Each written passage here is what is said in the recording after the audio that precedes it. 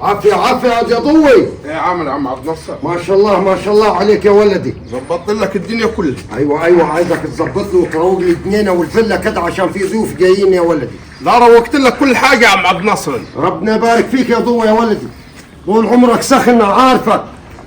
يلا شد حيلك عشان لحظتك النهارده. حاضر. يلا يا ضوي.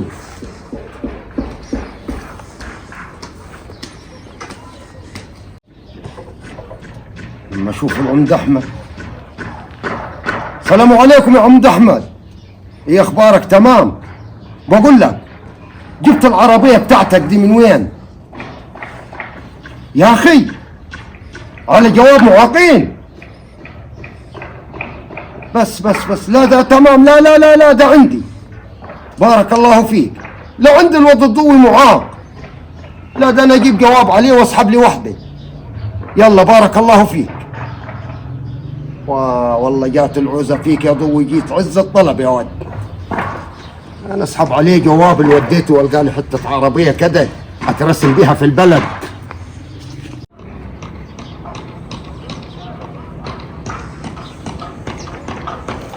وين يا اخوي الواد الضوي؟ ايوه هو قاعد هنا نايم. يا ولد يا ضوي، يا ولد يا ضوي. يا عم عبد الناصر، خبر ايه وتنايم كده ليه امال؟ ما انا خلصت الفيلا ونظافه يا عم عبد الناصر، وانت عارف رجلي دي الوجعاني بتتعبني من الوقفه برضه. الله يديك العافيه، طول عمرك سبع يا ضوي يا ولد. ما شاء الله عليك، ظبطت الدنيا. كل حاجه مظبوطه. حبيبي يا ضوي، والله لا خدمك خدمه العمر يا ضوي. خدمتي يا عم عبد الناصر؟ لها شغلك في اي وظيفه تطلبها. وظيفتي وين؟ ليه انت ما عارفش اياك انت؟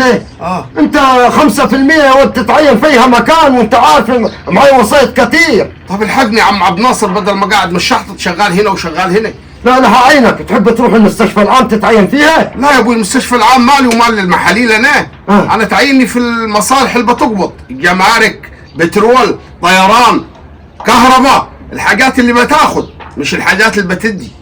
بس والله ما كثيرة عليك الجمارك يا ضوي، من غير حلفان لعينك في الجمارك يا ضوي. حبيبي يا عم عبد الناصر، الحقني. وكمان لا حوديك ايه، حوديك جمارك مينا سفاقي كمان في الهواء. في الهواء عشان تقعد على البحر وتظبط وتاكل سمك بعينك كمان. طب تمام يا عبد الناصر، متى؟ ايوه بكره كده. تجيني الساعة 8 الصبح. حجهز لك اوراق وحنروح الكومسيون. تمام، عشان اطلع لك جواب اعاقة.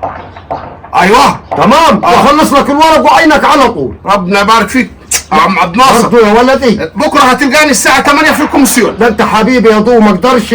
هتطلع لي جواب معاقين. هطلع لك جواب معاقين، وهتتعين مسافة اسبوعين اللي هتشتغل في الجمارك. حبيبي يا عم عبد الناصر.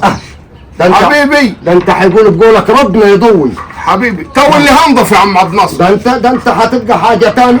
كمان بس يا ضوي، والله ما خسارة فيك يا ولد. يلا بكره استناني بس الساعة 8 الصبح، وهتروح مني ولا مني. ايوه تمام، هاخد عربية مخصوص. تمام. هو ده عز الطلب. امال ايه حكايته ده يا اولاد؟ ده عمره ما اداني 10 جنيه ولا سيجارة. هيعيني وداني 100 جنيه. يبقى ده كان معمول له عمل واتفق.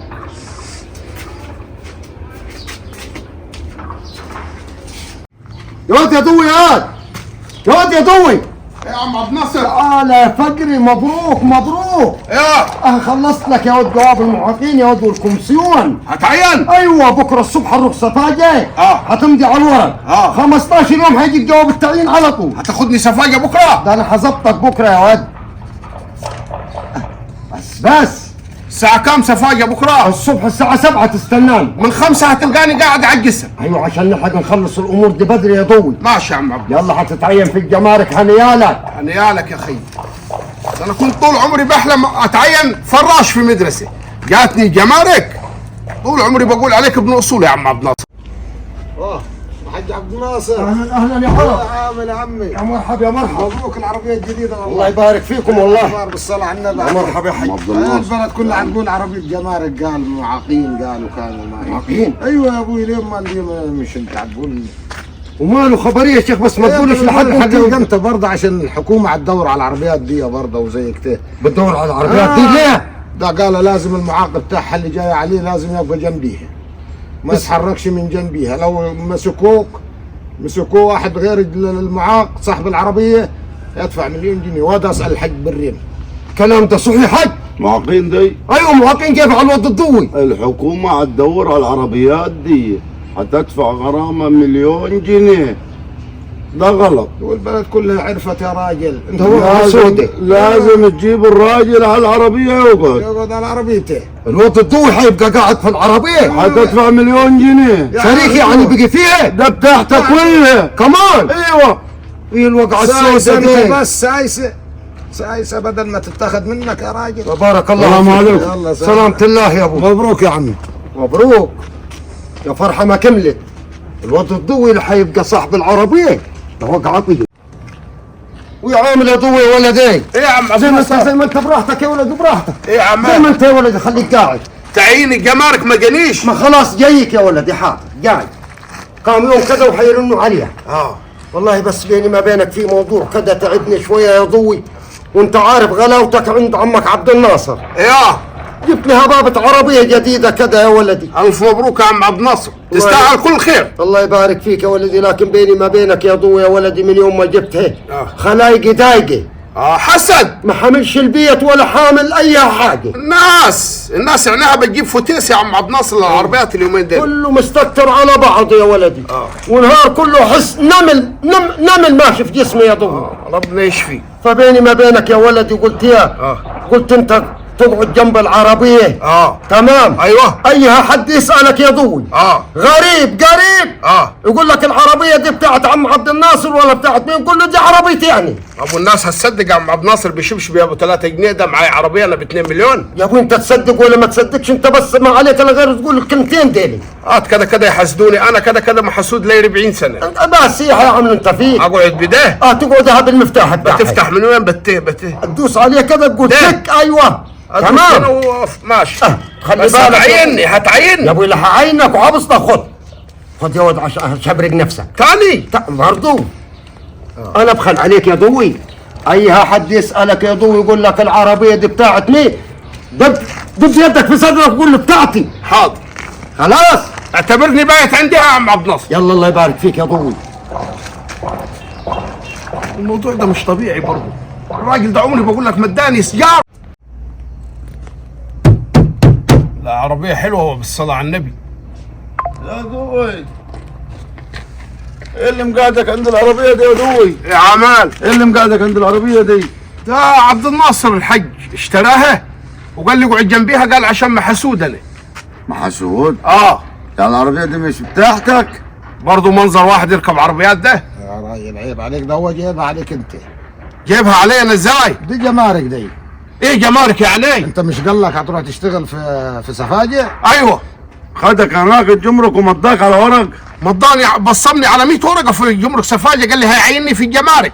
دي يا ضوي يا وردي الناس هتتحايل على القانون وتجيب العربية دي خالية جمارك معافية من الجمارك عشان المعاقين.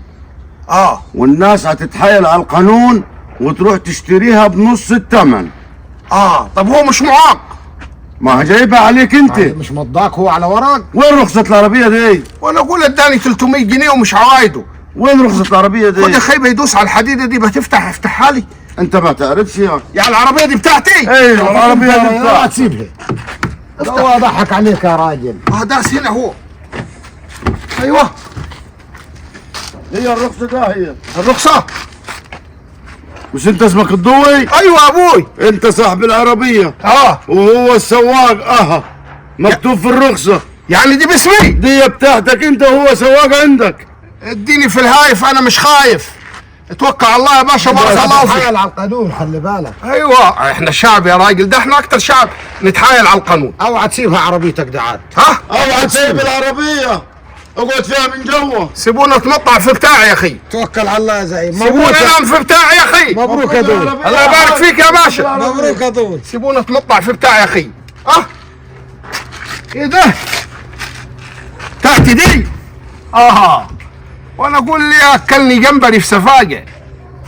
حاضر يا عبد الناصر، حاضر.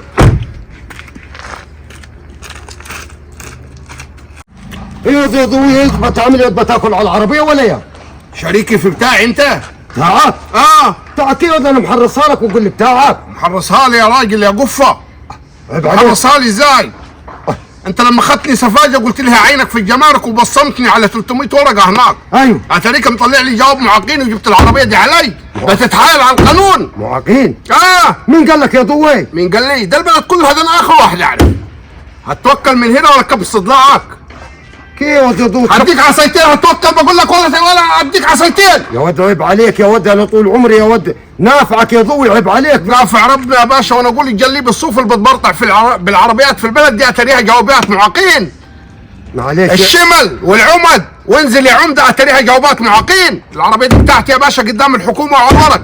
عايز تشتغل معي سواق اشتغل، مش عايز اتوكل على الله اشوف سواق غيرك. انا اشتغل سواق اخر الزمن برضو عندك. معلش يا ضوي، ماشيه مع الحطه الصوف يا ولدي. ماشيه مع الحته، بكره هفصل واحده. توكل على الله، توكل روح لكش عربيات. بص برضو روح اشتكيني والعيب تعيب والنص.